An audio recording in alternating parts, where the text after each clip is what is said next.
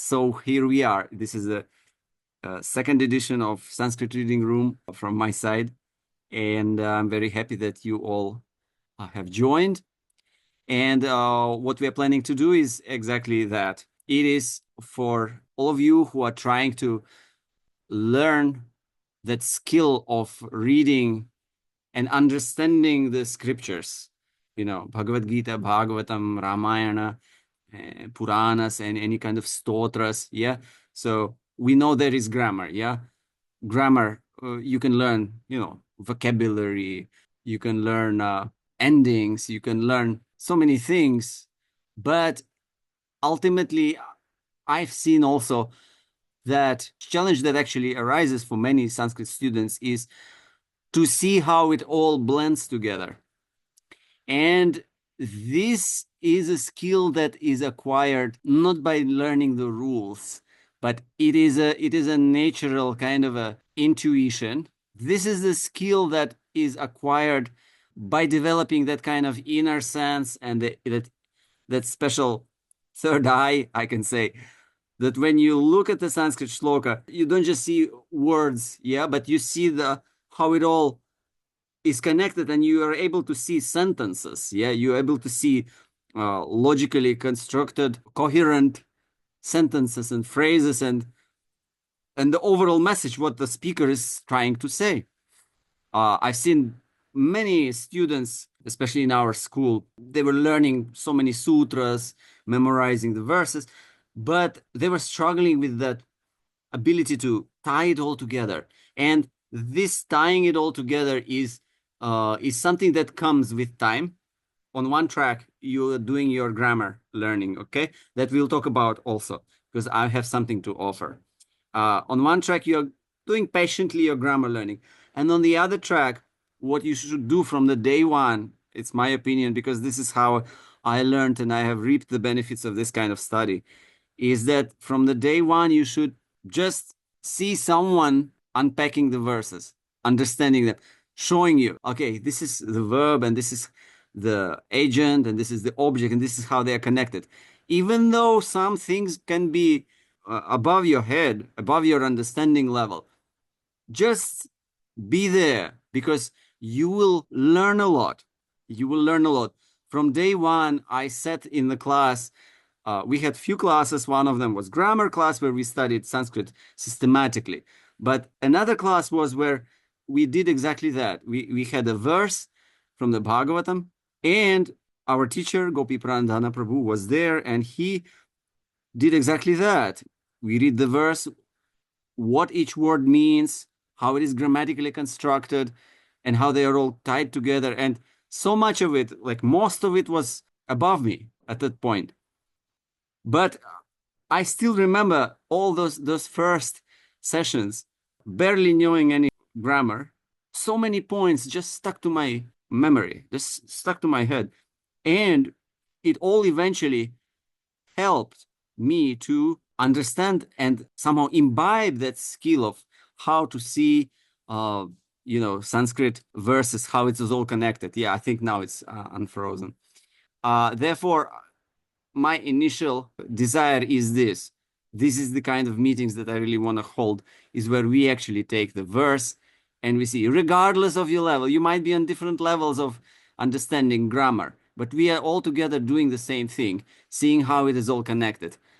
You can, some of you will follow it, some of you will not. But even if you will not know all the terminology and the details, so many things you will just pick up on the way, and everything will gradually form into one coherent picture in your head, and you will grow to be a Sanskrit student who doesn't know just the rules, but who knows how to apply them and in real life, when you see Sanskrit in front of you and you understand, okay, so he's saying this, okay. So this is what I want to impart with this introduction. I wanted to say that this is also to make it sustainable for myself as well as for you. I've created a Patreon page where there are different tiers of participation in this program. So starting with the basic one is which is weekly live session like this, where we will be taking and analyzing a verse. Yeah, it is $10 a month only. And then there are other levels where you will have the opportunity to have also a weekly grammar class. We will discuss grammar rules, okay? Meaning really going technical into grammar. And then if you still want more of my guidance, there will be also levels where you can get bi-monthly one-on-one session with me or even weekly session with me. So I will share all of that to all of you, my Patreon page. I will post it in the chat so you can familiarize yourself with that and see how on which kind of which level of participation you would like to have in this program. Okay, so this is how these reading rooms will proceed. Let me now just share with you this Patreon page. It's same, it's Sanskrit Sense on Patreon. So today I decided that let us take a verse or two from the Bhagavad Gita, just as an introduction. I'll just demonstrate what we exactly doing in these sessions on the example of those verses. I will now share with you a whiteboard, very known verses, but we'll look at it from the grammatical angle, looking at how the words are connected. That's why I'm not putting in the translation. I'm not pasting it. Yada yada hi dharmasya glanir bharata abhyuttanam adharmasya tadatmanang srijamyaham and paritranaya sadhunam and so on. So what we will do is let's take word by word and just pay attention to the grammar. What exactly each word is, how it is derived, and there could be some interesting points that we might learn from it. Okay, so the first word, or couple of words, is yada yada. So, and some of you might know that yada yada means, somebody can say, what is yada? Whenever and wherever. This is when it's together, yeah. Yada. By itself, yada means when. And this is called a correlative pronoun. Oh, yeah, yeah. So correlative means that it's not complete in itself. In English, you must have something to complete it. Okay, yada yada, okay? Whenever. Whenever this happens, whenever I wake up early, I feel happy. Yeah? So there is that part of sentence which is connected to whenever. Yeah, whenever I feel happy.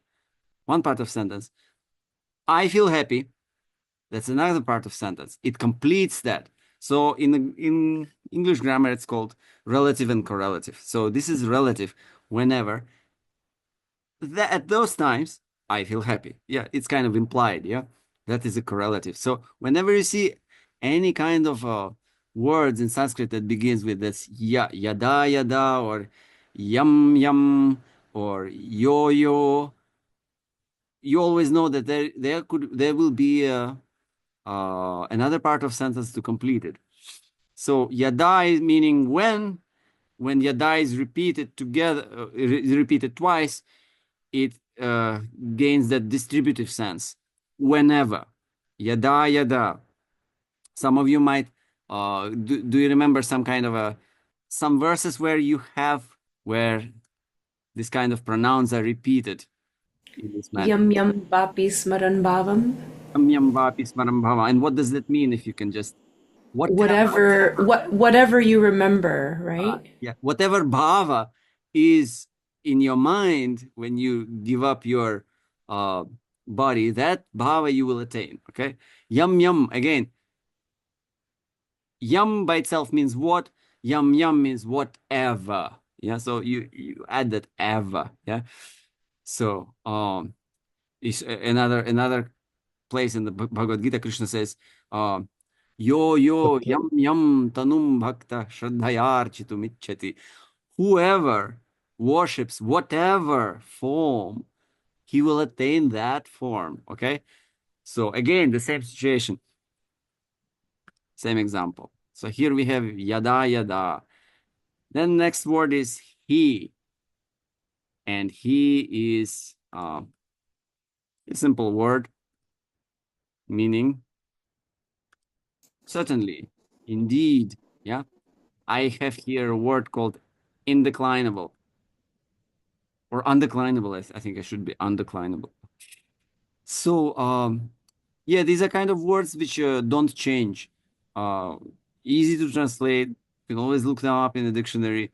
Uh, there are no endings, no changes. They're the blessing, the easiest words. Uh, so he indeed. Now the word dharmasya we have. So dharmasya, it is a noun, yeah, and it's a very famous noun, dharma. But why dharmasya? That is an ending that is showing us that it's not just dharma, it is of dharma. It's genitive case, okay? So in Sanskrit, um, we have we don't have actually those names such as genitive and dative. Sanskrit is naming those cases by actually by number. So 6-1 is somewhat called genitive case, yeah, meaning of something, of him, of her, of it. But in Sanskrit, we often refer to cases by number because the sixth case doesn't only say of, it has some other meanings, okay? The fourth case is not always dative. The fifth case is not always ablative. Each case can express so many meanings. And when we use the English words in relation to cases, we are actually limiting the range of expression that Sanskrit cases can carry. So therefore, in Sanskrit, we prefer to just address the cases by number. We don't say genitive. We can say so. There's no harm if we know what it means. And what it means is that it's the sixth case. So dharmasya. Dharma becomes dharmasya. Krishna will become krishnasya. So whenever you see, for those of you who are new to grammar, whenever you see anything with sya by at the end, you know that it's a masculine word. It is a sixth case, which is often expressing the idea of, like possessive, yeah, dharmasya. Glanihi. Okay, glanihi. Can you tell without about glani? It means decline. Yeah, decline. Decline. It is a feminine word. Words that end in e can be masculine, they can be feminine. Yeah. Words that end in a, like the word dharma, is often masculine, okay, in Sanskrit. Words that end in e are often feminine, although there are cases with masculinity also. So, glanihi, and we have that glanir, and here I have glanihi, that visarga, H with the dot, where pronounce it as glanihi. So it's called sandhi rule, okay? When the sounds at the end of words, they transform, okay? Depending on what's following. So the word glanihi becomes glanir because what's following is bhavati. So it's a grammatical rule and it will take time to explain. So for now, just understand it like this, that this visarga glanihi, that he, that H becomes R, okay? Glanir. So often when you see words that end in R, like harir or kavir, um, it's often harihi, kavihi, and here glanir, glanir, it's glanihi. For some reason, yeah, I also need to switch off this whiteboard uh, options. But anyway, we'll fine tune it with time. It's all controls here. Okay, bhavati. We have bhavati here. Bhavati is very often used. It's a verb, yeah, bhavati, and means happens. In this first, we can translate this happens. Otherwise, it just means is, yeah, bhavati is.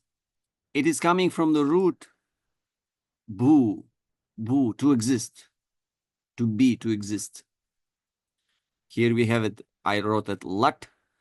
Lat is a Sanskrit terminology for the present tense. In Vaishnava grammar, it is called achyuta. But the more common terminology is lat, present. And I wrote 3-1 because 3 means it is pratama purusha. I should actually write 1-1 as it is pratama purusha. So in other words, he, she, or it. And 1-1 means it's a singular, yeah? So it's not them. In Sanskrit, you have one, two, and many.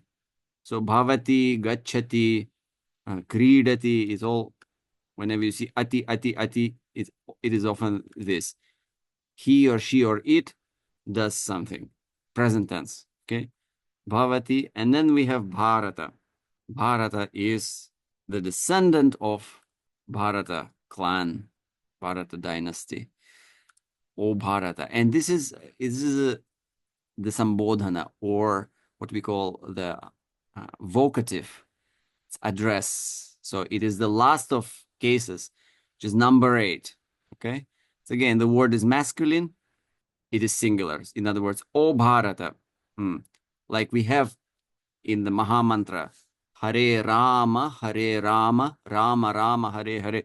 They are all Sambodhanas. They are all vocative. They are all 8.1, 8th case singular. O Hari, O Rama. So we have the Rama. Okay, Abhyuthanam. Abhyuthanam. That's a long word. And it's an interesting word, meaning rise. Yeah, but it's not just rise. It is Abhi Uttanam.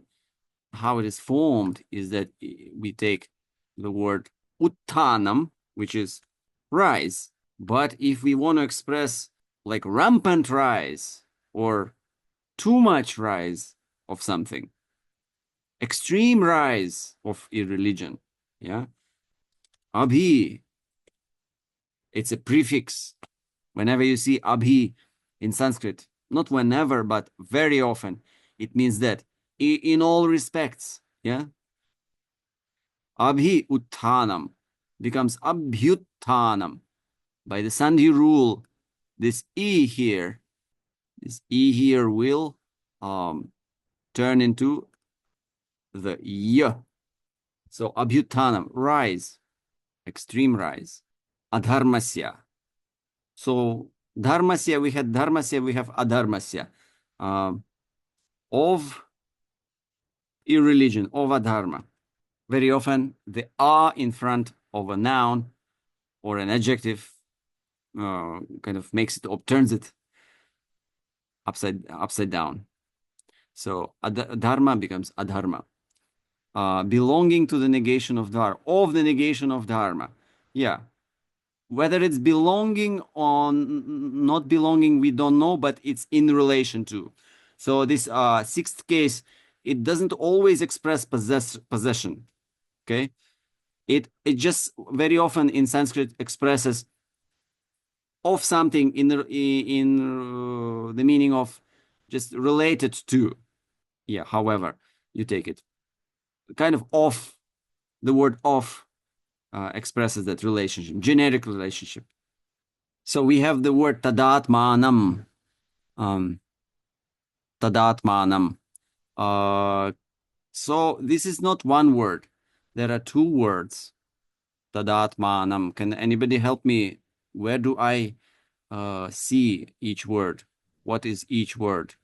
Tada and Atmanam. Yeah, tada and atmanam. So tada is exactly what we were discussing in the beginning, is something to complete yada, tada, then. And it is also an indeclinable word. It always stays at tada, then. So it yada yada, whenever, then, at that time. Atmanam, the word atma. So atmanam. The word is actually atman. Yeah. So something, if you haven't studied grammar, this is something that you need to catch. So the word atma, in whatever form it is, the root of the word, in other words, yeah, the raw form of the word is atman. Okay, atman. It will help you later on to understand how these words changes. I wanted to tell you one thing. Vyakarana, Sanskrit grammar, yeah? We call it vyakarana. Let me write down this word, very important word. What it means, literal meaning of the word vyakarana is to retrace, retracing the word to its original form. So this is what we are doing. So the whole science of vyakarana is to explain how the words are formed, basically, and to help the reader or the speaker to retrace them.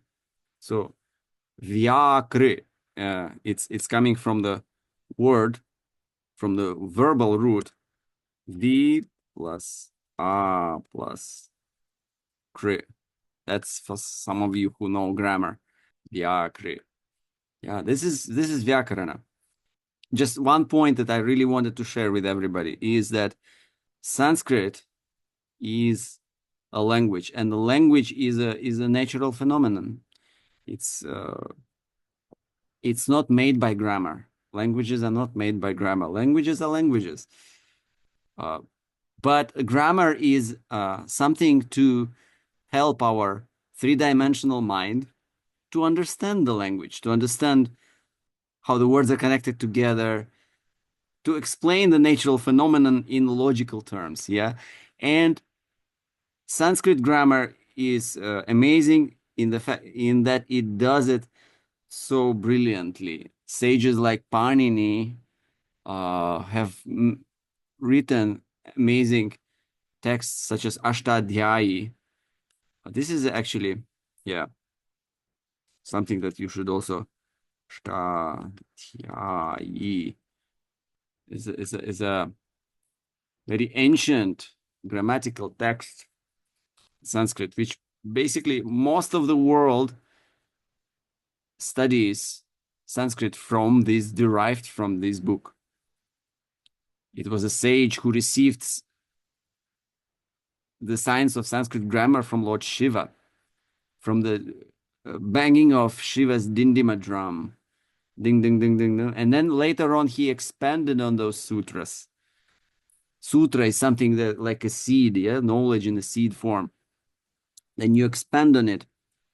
And he expanded it up to around 8,000 sutras, yeah. So initial 12 or how many sutras are there? Initially, he expanded into 8,000 to explain Sanskrit language. Sanskrit language, you can say it's most complete language, and it explains why Sanskrit expresses itself in this way, why things are like that. Yeah, it gives us the principles.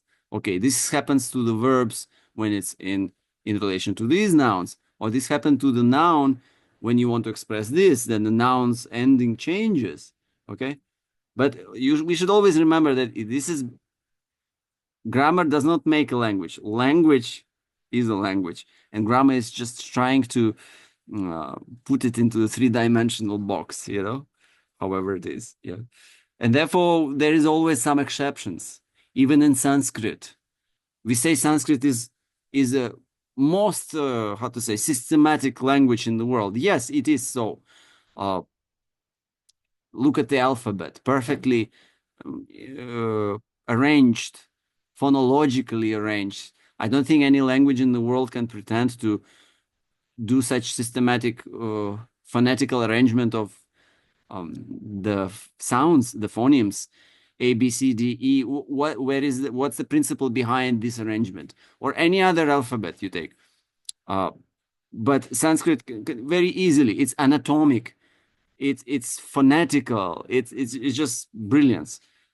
But still, when you come to grammar, there are, yes, it's systematic largely, but there is that part which is always exceptional. There's always exceptions because ultimately even Sanskrit is not the servant of the rules of grammar.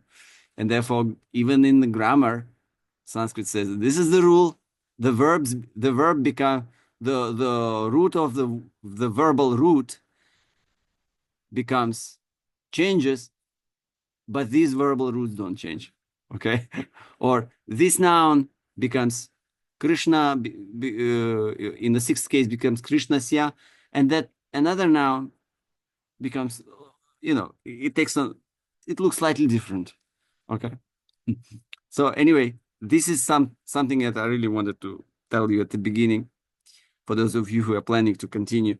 So this is something which I always kind of like to think about and deliberate on, is that you know uh, grammar is grammar and language is language. Grammar is just a it's a perfect attempt on the part of sages to explain the perfect language, but it still has so many exceptions. So don't be like appalled, don't be surprised that Sanskrit grammar has exceptions. Yeah, it is most systematic.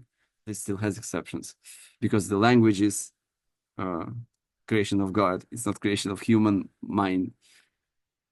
So yeah, Ashtadhyayi is the grammar of Panini, and Vyakarana is retracing the words. Bhavati Bharata Adharmasya Tadatmanam. So Atmanam is the word Atman, meaning, can mean so many things. Atma could have dozens of meanings. Often it refers to the soul, or very often Atman means just self-reflective. Okay? Like I say, I myself. So in that, when I want to say this same phrase in Sanskrit, mm, I can use the word Atma. Okay? I bring myself here. Aham Atmanam Atraiva Nayami. Okay? Atmana. I'm not saying about my soul, and I'm not taking you into some complex metaphysical discussion. When I just want to say myself, I myself. So Atma here means just the self, myself, and Atmanam will be the object case 2.1. Second case, again, why we prefer not to speak about Sanskrit, about nominal cases using English terminology, is that in Sanskrit each case can express many more things. Second case doesn't just express object, it can express so many other things. So that's why do we narrow it? Let's just call it a second case. Second case, that's the logic. Srujamyaham. And the verb, it's a verb, okay? Like we had bhavati, a verb. Here we have srijami. And it is srijamyaham. Again, like abhyutanam. What happened here is that we had abhi and uttanam. Abhi plus uttanam. Rise of a religion in all respects, okay? Wholesome rise of irreligion. That's kind of a oxymoronic thing. So here we have, and then we had abhyutta, it became abhyuttanam. The E turned into ya. So same thing is happening here. We have srijami, And the next word is aham, meaning I. That's very common thing. But when they meet together, srijami and aham, the same thing happens. E turns into y, like here in abhi and uttanam, abhyuttanam. Srijami aham, srijamyaham. Okay? So even though some of you might not know the actual rule, but it's kind of, you can already guess it, because you see what happens to the E when the next word is starting with some vowel is that E becomes, it turns into Y. So it doesn't stay Srijami Aham, but it becomes Srijamyaham, like that. So this is called Sandhi. And Srijami is a verb. Who can tell me the verb? Some of you know. The verb is srij, Srij, yeah. which I think is related to the English word surge. Surge, yes. It could be, yeah, yeah, nice observation. Two, often translated to create, actually, and then we have Sanskrit word for creation meaning sarga. Mm, Something is like exploding out, which is surge basically, yeah. yeah. Well, So I've also heard that in this verse, Krishna is like flowing forth. flowing. That there's, Uh-huh. I've heard that this word has some flow Uh-huh. to it, but maybe Definitely, um definitely. Actually, I'll tell you, uh, how I learned it from Gopi Pran Prabhu is the word creation, sarga and visarga, the creation of the world. Yeah. Again, the word sarga comes from srij, and if you going to be super literal, what the root srij means is to squeeze out. So squeezing out, creation is basically squeezing out uh, material universe from its primordial state. Yeah, the seed state, and then it kind of like it expands. Yeah, srijami, and then yeah, but that's very super literal meaning, and uh, you will not see it often used with that super literal meaning. But anyhow, create or manifest. Yeah, we can say it. mm, we could express it as manifest, maybe. To manifest. Again, Sanskrit is contextual language. You have to see always in which context words are used. That's why very often we have that multiple meaning confusion in Sanskrit, is because uh, one word can have many meanings. Actually, there are not many meanings. It's just many shades of the same meaning.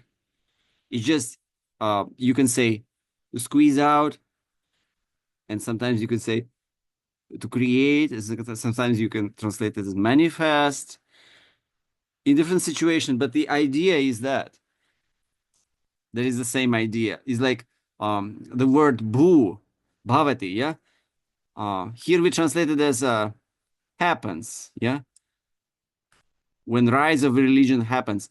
Now here I say happens. Somewhere else I'll say is. Somewhere else I'll say exists. Duravani yantram bhavati. Okay. The phone is. The phone exists. I don't say that the phone happens. Okay.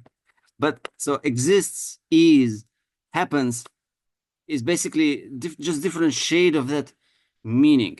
So, and this is why there is that multi-layer quality to Sanskrit, because the meanings are often, even the Sanskrit dictionaries, they give us uh, just a direction. They don't describe it. Okay, the word bhavati, and then they give you like a whole paragraph of explanation. Yeah, they just give one word, bhu sattayam. Bhu in the meaning of satta, and satta means existence. Bhu the root bu is used in the sense of existence. And that's it. And then it's up to you. Then you apply it. Whether you translate this happens, whether you translate this exists, whether you translate this is, it's now your job to understand where exactly and how it will apply. So Sanskrit dictionaries, I'm talking about the traditional dictionaries written by the scholars and the sages centuries ago. They are like that. They don't give you like huge, exhaustive explanation of a word. They just give you a direction. Okay. And later on, when we make our dictionaries, modern dictionaries, then all that is brought out, and then the scholars, they actually show the examples of all the different meanings, how all of those shades of meanings. But traditional Sanskrit dictionaries are very laconic. They're very economical. They just give you an idea. Okay. So Srijamyaham. Okay. So let's put it together. And when we put the verse together, we always look for one thing. It's a verb. It's the verb is like the nucleus in an atom that holds everything together. There is no sentence without a verb, even though, yeah, in some languages you don't need verb even to make a sentence, but there is a verb because it is implied. It might not always be spoken out. Some languages require a verb, like in English. You always have to say are or is. Okay. I'm a doctor. Yeah. I am. Okay. There is am. There's a verb. But in other languages, like in Spanish, in Russian, you don't need that am. You just say I doctor. But there is a verb. Am is there. It's just not always uh, in need of being explicitly stated in some languages. And some languages require the verbs to be explicitly stated. So in Sanskrit is both. You often have verbs, and sometimes you don't have verbs, and then you have to kind of see them through. Glanir bhavati. Okay, so happens. What happens? What happens? We have decline, yeah? Decline happens. Let's make it a little bit economic. Space. Decline happens. So this is what we call the agent, or in Sanskrit we say karta, the doer. Decline happens. Is there an object? No. The verb happens cannot have an object just by its own meaning. It's called intransitive, or in Sanskrit it's called akarmaka, the objectless verb. Some verbs are like this. You cannot happen something. So decline happens. Basically that's the crux of the sentence. That's the skeleton. And we can put an arrow. So let's go from beginning. Yada, yada. Whenever. So where does it belong to our structure? Usually time, words of time are related to actions, to activity. So whenever it happens. So whenever is connected to bhavati. So we have here, whenever decline happens. What kind of decline? Okay, we have one he. Whenever, indeed. Let's connect it to whenever. Like indeed, whenever it happens. So there's no other option. Whenever it happens, it's a rule that I manifest myself. So Krishna wants us to stress whenever. There is no time that he doesn't appear. Because whenever it appears, whenever religion rises, he appears in whatever form. That's a different topic. But that's just to stress the point. Bhavati dharmasya of dharma. Well, that will go to glani. Yeah. Then he says bhavati bharata, oh Bharata. So in our classes of Sanskrit classes, when I was learning, we would put it just aside, just Bharata. It's not really connected to anything in the sentence. This kind of vocatives. O son of Kunti. This is like this, like this, like this. So there's these vocatives. They're just somewhere floating in the cloud around. And Bhavati Bharata Abhyuttanama Dharmasya. Next, we have rise, or as we explained it to be an extreme rise. Abhi Uttanam. So the thing is here, and Adharmasya, yeah? Let's connect these two, because anyway, we see them connected. And they are connected, yeah. So where do they link to in the bigger picture, to what we already had around Bhavati? Can anybody suggest, like exactly where this fits? Because grammar is precise and words are not just like connected. We have to specify where exactly they are connected. Anybody has an idea? Any linguists here? Well, I can tell you that this is a hidden, not, I should not say hidden, but it is in another it is in another sentence. Sorry, what did some It error? sounds like it's there's like a missing cha. Like Yeah. wherever there is this glani bhavati Hmm. and adbhutanama dharma. Yeah. So and yeah. Yeah, we can explain it like that also. So and the rise of irreligion. So basically what we do here is like and this bhavati here is kind of implied. It's not directly stated. Well, let's change the color. Sorry. I was rehearsing it before the meeting. It's just somehow I have to practice more this whiteboard. Anyway.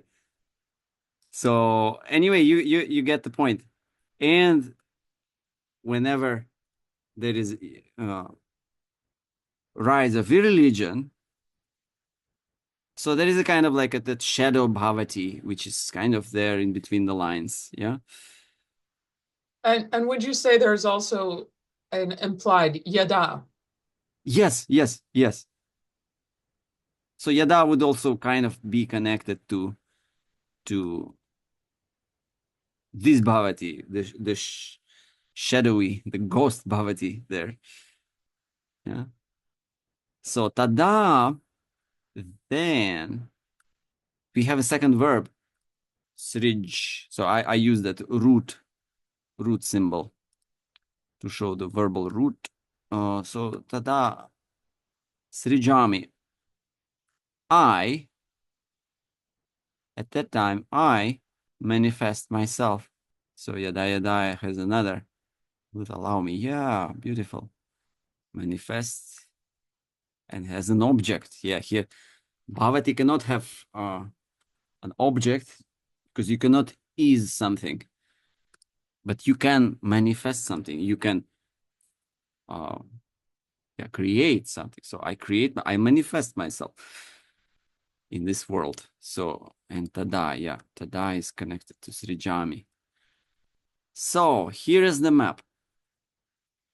And this is a simple verse because many of us know the meaning of the verse. Just like that, we kind of know where everything is connected. But if I give you the verse that you have never seen, you should be able to logically construe the same kind of a map, to map it all out. What do we do? Task number 1, notice if there are any verbs. Then everything else is connected to verbs.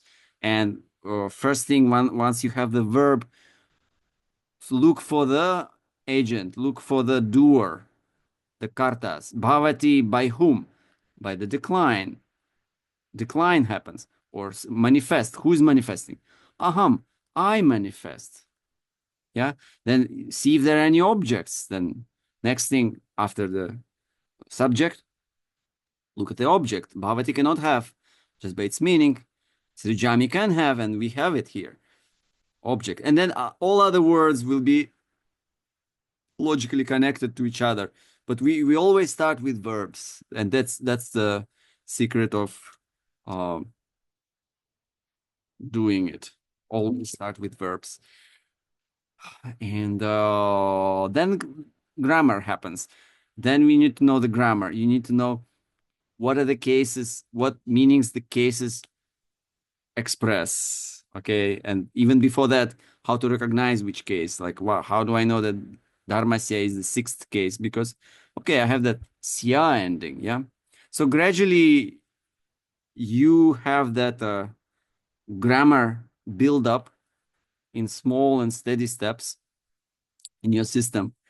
And gradually you start, day after day, you start seeing things, you start noticing, oh yeah, now I see, okay, yes, we saw that this rule in the class. Yeah, I remember now. Yeah. So things get clear and you build up. It's like a muscle that you need to, just don't be too ambitious, because Sanskrit grammar is a vast thing. It's a vast topic. There are so many rules, there's so many things. But if you are steady, if you learn bit by bit, and with classes such as this, when you see how it is all applied, you can you can build up that foundation. You will know how to see things, you know how to recognize things, you will get those principles, how things are connected, and the rest is basically just filling in the blanks. So this is what I'm aiming at doing in these sessions, is to teach you and to provide these sessions as a practice ground for anybody who wants to learn this art of seeing the connections in Sanskrit verses. And yeah, so this was just an example, and I think we can do another verse in the next meeting. We have few minutes left. I just wanted to repeat to you that, and let me post it again, is that this is a Patreon-based program, and you can choose your level of participation on my Patreon page. I just created those different like question about the grammar component. Yeah, I want to have one more class. I'll give the grammar materials on Patreon tomorrow, okay, to everyone. And grammar class basically will be that those grammar materials we'll do together, just like this, in the live session, or it will be recorded, yeah, in case you can't attend. And we will just basically read through the study book. I will clarify anything which is not clear, and there is homework. So each week you will get some homework to do, and gradually we'll basically cover the book, and you will have a great foundation, very very strong, great foundation. What study book? Yeah, I chose Devavani Praveshika.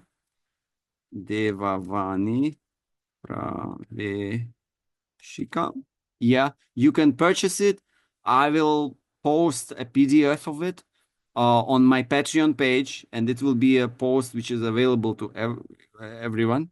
And we'll start with grammar class from next week. I will announce when exactly it will be. I think either before this session, most probably like before this session or sometime on Sunday. And yeah, and I can repeat to you that I mean I mentioned it on Patreon page is that these grammar classes will be recorded. So even if you don't manage to attend like second hour, uh, so you can still watch the recording where we'll be reading the same material and there'll be students asking questions. So and homework will be there, and you'll be able to assess your homework also because I will do all that homework for you just to provide you answers. So whatever uh, you will first do it yourself for 1 week, and then I'll post the. Um, will any of the study in other groups be based in Devanagari? Uh, Devanagari, we could do that, but I somehow preferred to take transliteration, Sanskrit transliteration, because it's just I find it more visual, or because you do see, all the sounds. They're never lost in Devanagari. Sometimes, whether you have those combined uh, phonemes, they produce some totally new symbol. And so for this purpose, I always prefer transliteration because you never lose visually any of the sounds that you have. Uh, so it's always a tough choice. Yeah, Devanagari is like, yeah, it's a popular script, but transliter because many study Sanskrit even without knowing Devanagari. So I decided, okay, let's just do it with transliteration because even if you are used to Devanagari, transliteration is fairly easy. But if somebody doesn't know Devanagari, it may take 10 days to 2 weeks for a person to just get familiar with the script, and what to speak of like seeing things, and it takes lots of mental effort. So I decided to base this on on transliteration. I time we have 2 minutes left, so really quickly. So I can, from my side, I can sum up. I really enjoyed doing this with you. Thank you so much for attending. Sorry for some technical glitches in the beginning. We'll refine it. I'll get familiar with Zoom a little bit more and make these meetings continuous. We'll have the pro thing with us so that we don't need to change the meeting, and all these whiteboards. Yeah, we'll be sharing. And please, yeah. Uh, do visit the Patreon page and see which level of participation you'd like to have. I hope you. I'm saying that we all have different levels of acquaintance with Sanskrit. Yeah, thank you so much. Thank you so much, Anila. But it's just like I still hope that every one of you has learned some points. And anyway, it's just nice to kind of see how things are connected. Every now and then, different interesting discussions spring up, and just nice to be in touch with Shastra in this kind of way, uh, way over my head. But yeah, it will all see. It all comes with practice. It all comes with just by being around, listening to it. Everyone learns. Everyone learns.